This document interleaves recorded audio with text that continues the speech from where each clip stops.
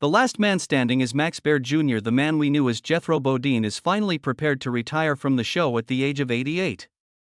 Rumors about what actually occurred circulated for years. When the cameras on the Beverly Hillbillies set stopped rolling, was the grandmother we cherished secretly a terrifying person? Max is at last correcting the record. Furthermore, the truth about Irene Ryan is far more nuanced than a bowl of victuals. In sharp contrast to the chaotic, laugh-track-filled world of 1960s television, Max Baer Jr., the last hillbilly, is sitting in his house today. He is more than just an actor at 88. He is a living example of time. He is the final survivor of the Beverly Hillbillies Core 4. No more Buddy Ebsen, Donna Douglas, or the great Irene Ryan. The memories become much heavier when you're the last person left. When people see him, they still expect to see Jethro Bodine, the big, silly kid who wants to become a double-knot spy or a brain surgeon. However, Max was always far more astute than the role he portrayed. Being the only survivor has altered his viewpoint after decades of defending the show's legacy. Out of respect, he concealed the set's secrets for years. For the fans who continue to watch the reruns every day, he didn't want to spoil the magic. However, time tends to eliminate the need for answers that are PR-friendly. Max is aware that if he doesn't share the truth right away, it may be lost forever. He is fed up with the staged, phony depictions of what happened behind the scenes, having seen the documentaries and read the books. The greatest enigma of them all? The woman who portrayed Moses, Daisy, and Granny. She was known to the world as the fierce, little dynamo who used a wooden spoon and a pot of moonshine to keep the clan in check. However, Max knew the woman behind those wire-rimmed spectacles and that gray wig better than anybody else. Under the intense heat of the stage lights and in the dirt of the studio backlit, they spent thousands of hours together. Max recalls the tobacco scent, the razor-sharp tongue capable of slicing a director in two, and the desolate heart of a woman who had sacrificed everything for show business. He's ready to discuss the conflict, the late-night rehearsals, and the times when the director cried, cut, and the kind old lady act disappeared. Being truthful is more important here than being cruel. It's time to discuss the true Irene. The studio saw a force of nature, while the world saw a lovely grandmother. Locating Grandma. It was a desperate search to find the proper person to play Daisy Moses, not just a casting call. The show's creator, Paul Henning, had a huge hit on his hands, but he realized that if he didn't find a lady who could be both menacing and lovable at the same time, the whole thing would fail. The character was described as a small powerhouse, a woman with the internal might of a goods train but the appearance of being blown over by a breeze. Numerous actresses were considered, but none of them were a perfect fit. Some were playing old, while others were very charming. An actress in a costume was not what Paul wanted. A natural force was what he desired. Irene Ryan steps in. Irene was already a seasoned professional when she entered the audition. She had worked in radio and vaudeville for years, developing a precise sense of humorous timing that could be used to shave. However, Hollywood is a difficult environment for an older lady, and Irene was aware that this might be her final major opportunity. She took control of the space rather than simply entering it. Max recalls learning about the initial audition. It was not Irene who requested the part. Through her act, she demanded it. Granny was more than a sidekick, she realized. The family's engine was her. The chemistry between her and Buddy Ebsen was immediately apparent during their screen test. Irene was the spark plug that kept Buddy, who was tall and easygoing, on his toes. There was a catch, though. Executives at the network were concerned. Irene might be too much for them. Or maybe not genuine enough to be grandmother. You see, Irene was an elegant woman off camera. She didn't resemble a mountain woman at all, and she enjoyed her privacy and sense of style. She needed to demonstrate her ability to change. She left the Hollywood glitz behind, went home, got an old, tattered clothing, and tied her hair back into a tight, messy bun. The execs didn't even know who she was when she returned. At that point, the concert really got started. Max remembers that Irene had a strong commitment to the role right away. She was aware that Granny had to be completely believable for the comedy to work. If the audience realized she was merely a wig-wearing actress, the joke was over. When she thought a phrase didn't sound like anything a woman from the hills would say, she would frequently argue with authors to defend the character's credibility. She was seeking more than a salary check. Her goal was to become a legend. The younger actors were taken aback by the grit she brought to the set. Max rapidly came to the conclusion that he was collaborating with a masterclass in survival rather than merely a co-star. However, it was only half the battle to appear the part. The true trick was staying in it. The mask of makeup Irene Ryan sat in a chilly caravan every morning long before the sun rose over Bel Air's hills. The majority of people are unaware that Irene wasn't that old when the show first began. She had to play a woman who appeared to have been cured in a smokehouse for 8 decades, even though she was in her late 50s. The process of transformation was severe. It took more than a fast wig and powder dab. Spirit gum, thick grease paint, and deep lines carved into her skin to capture the light were all part of the hour-long agony. Max recalls seeing her come, appearing like a well-groomed Hollywood professional, and then witnessing her gradually disappear beneath layers of aging. Although Irene enjoyed the outcome, she detested the procedure. She was aware that Granny's mask was her best tool. Irene Ryan vanished as soon as the wire-rimmed spectacles were placed on her nose and the wig was secured. Her posture also shifted. She would pick up her characteristic frenzied pace and hunch her shoulders. Max used to make jokes about the cosmetics acting like a battery. She appeared to have more vitality the more gaunt she was. However, the toxic substances caused damage. It was tough to wear that heavy theatrical makeup for 12 hours a day in the scorching California weather. It left her eyes fatigued and her skin sore. Even though it was physically uncomfortable, Irene refused to reduce the weight. The makeup, she insisted, looked realistic and grungy. She had no desire to be a cutesy TV grandmother. She wanted to be the strong, resilient woman who made it through the Ozarks. Max saw how her treatment on set was altered by this disguise. Even the directors were a little terrified of her when she was in character. To keep the set on schedule, she exploited that dread. She had no tolerance for anyone who wasn't ready, she was an expert. She also felt an odd sort of anonymity thanks to the mask. At the end of the day, Irene might stroll through a grocery store without anyone noticing that she was America's most famous grandmother. That was something she treasured. She led 2 lives, one as the Spitfire in the calico dress and the other as a glitzy, affluent woman. Max was utterly captivated by this daily disappearance act. It dawned on him that the mask concealed more than just her age. Her relationship off-camera made her a mother, but the outfit made her a celebrity. The link between Granny and Jethro. Jethro and Granny were a comic treasure on screen. You had this little, lightning-fast woman who wasn't scared to box his ears, and this huge, towering child who wasn't the sharpest tool in the shed. The show's lifeblood was their physical humor. Max was energetic, robust, and youthful.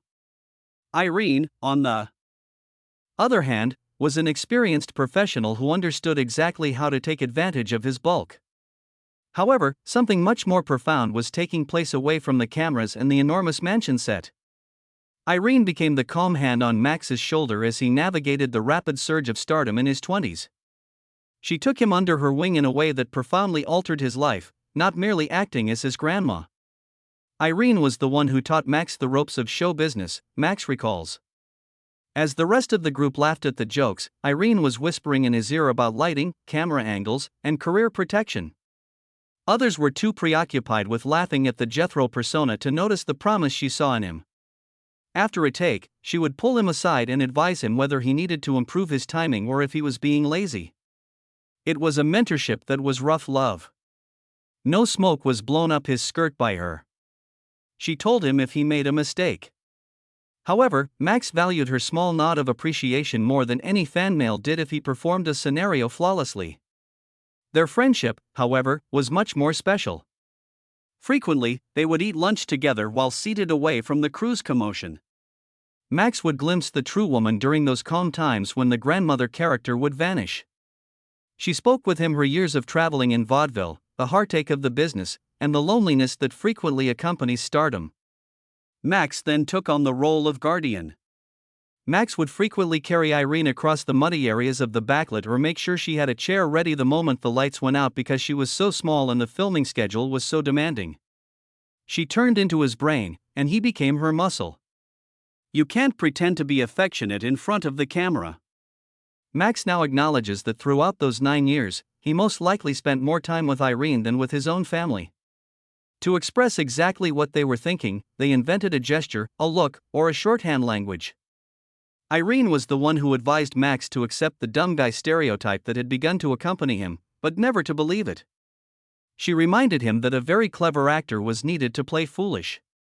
When the producers attempted to push him too hard, she stood up for him, and Max remained faithful to her all the way through. But it wasn't all that serious.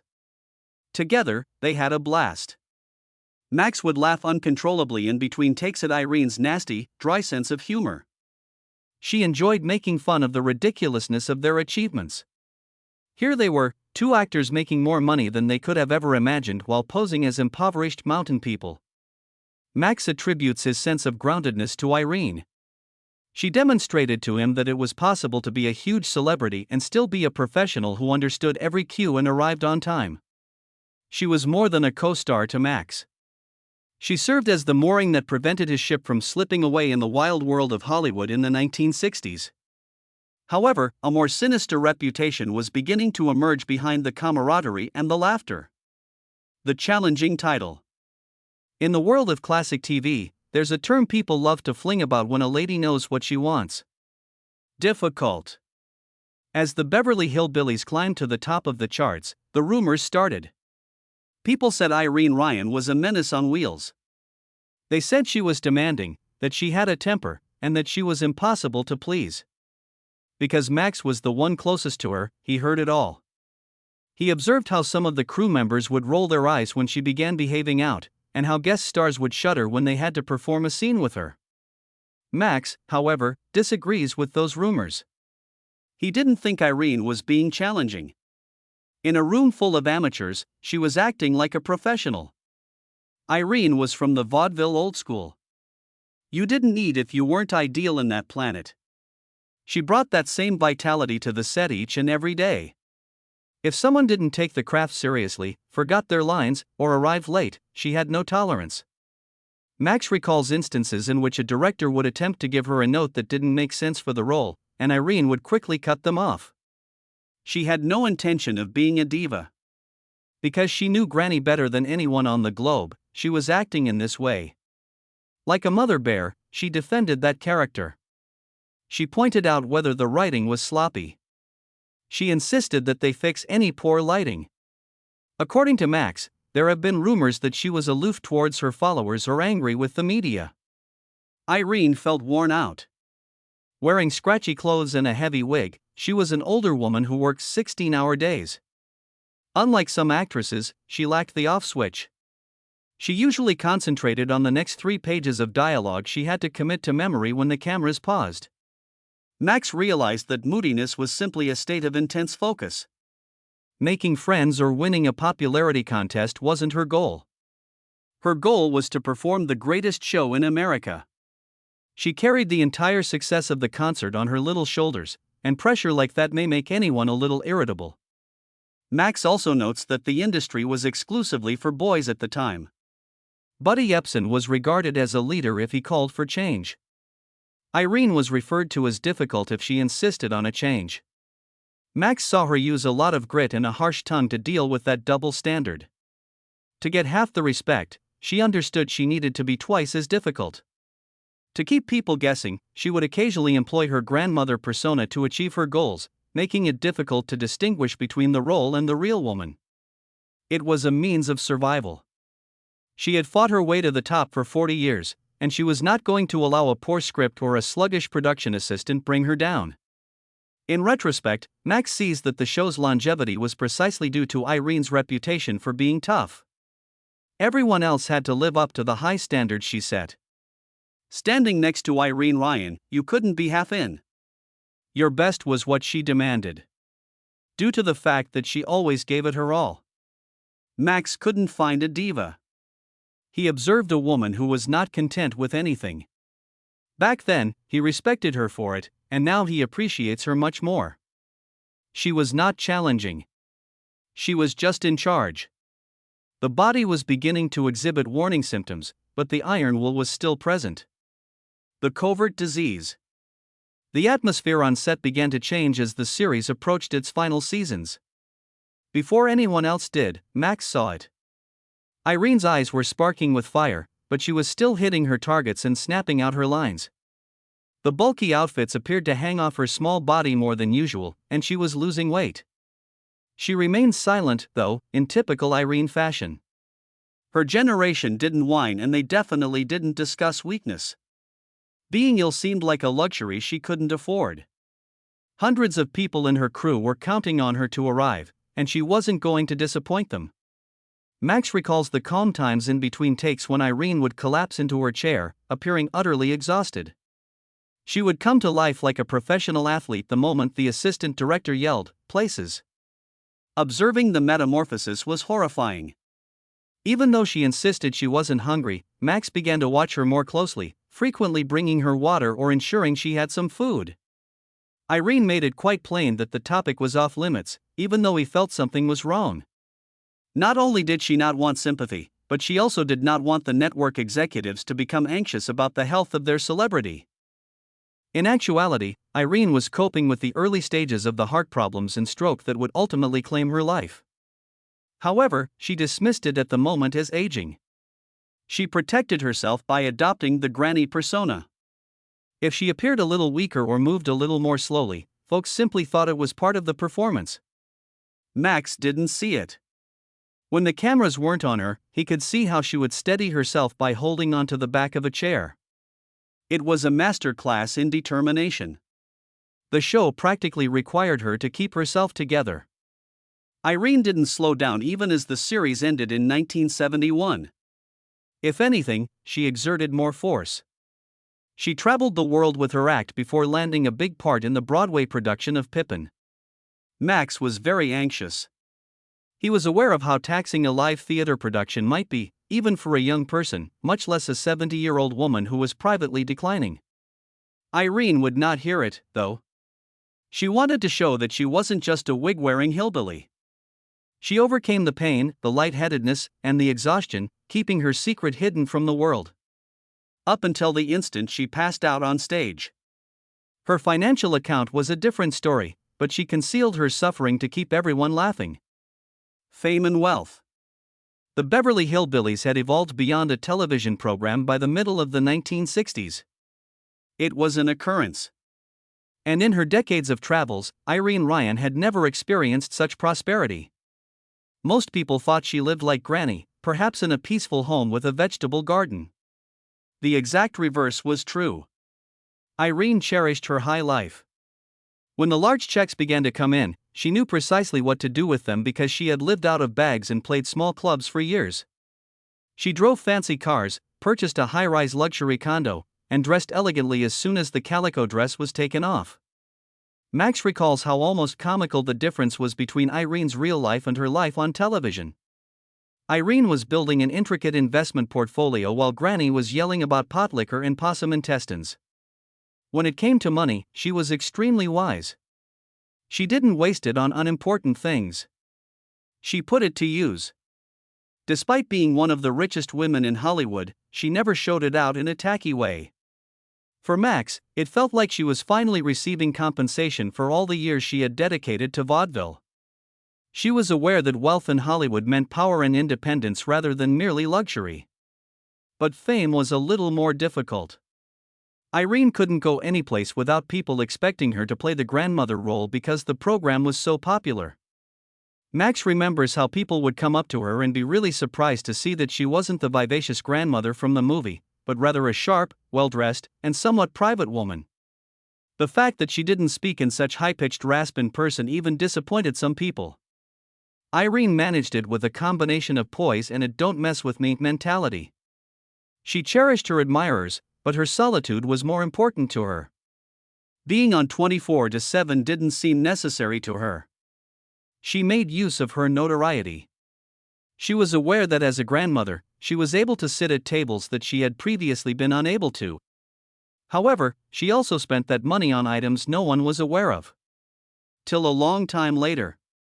She was discreetly giving, lending a hand to crew members in need or contributing to charities she supported.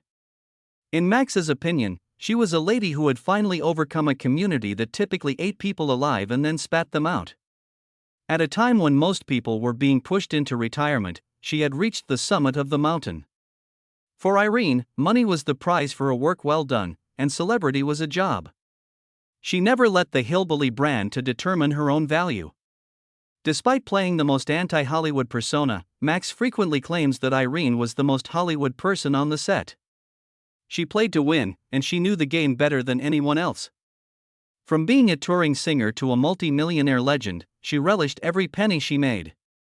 Though it couldn't buy her additional time, the money gave her peace. The last curtain, neither a peaceful room nor a hospital bed, marked the end. It arrived in the spotlight, exactly where Irene desired to be.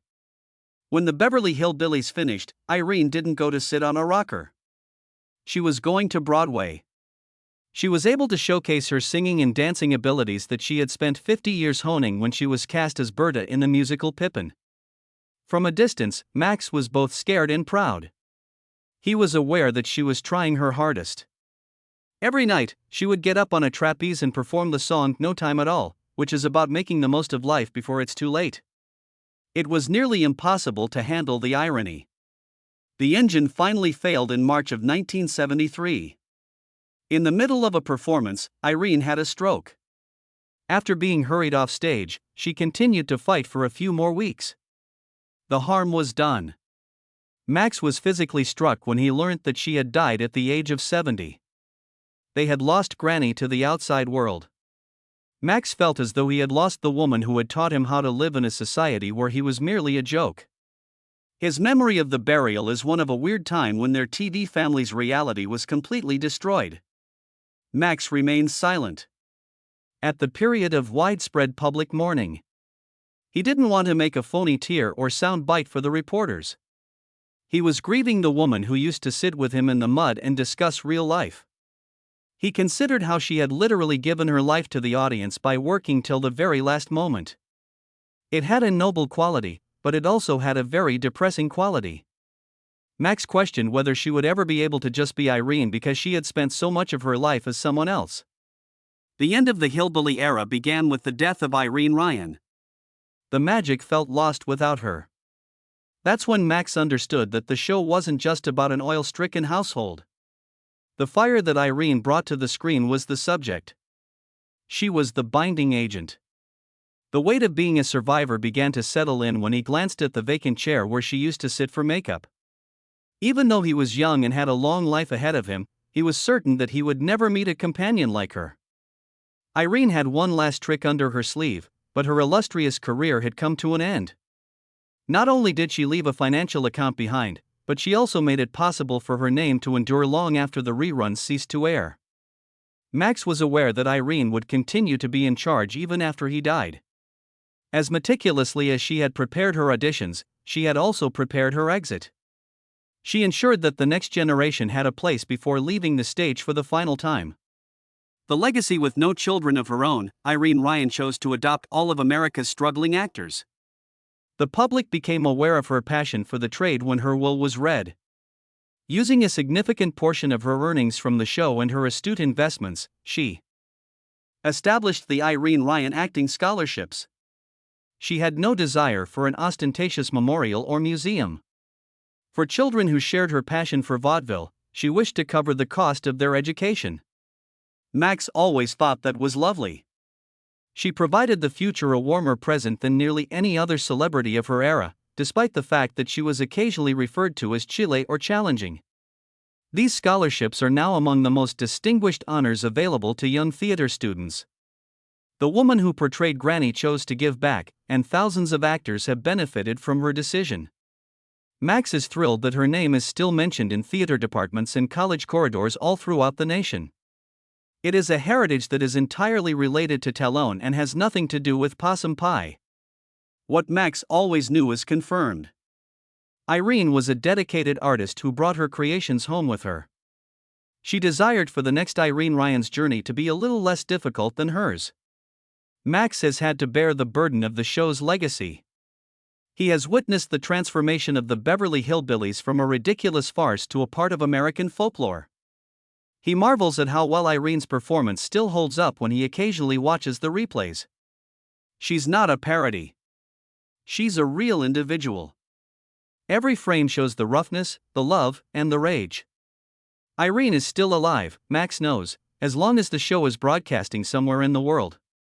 She continues to keep Jethro in check and outsmart Mr. Drysdale. Max has devoted most of his final years to ensuring that the true Irene is remembered. He serves as a link between the past and the present. He is proud to share the tales of her kindness and intelligence.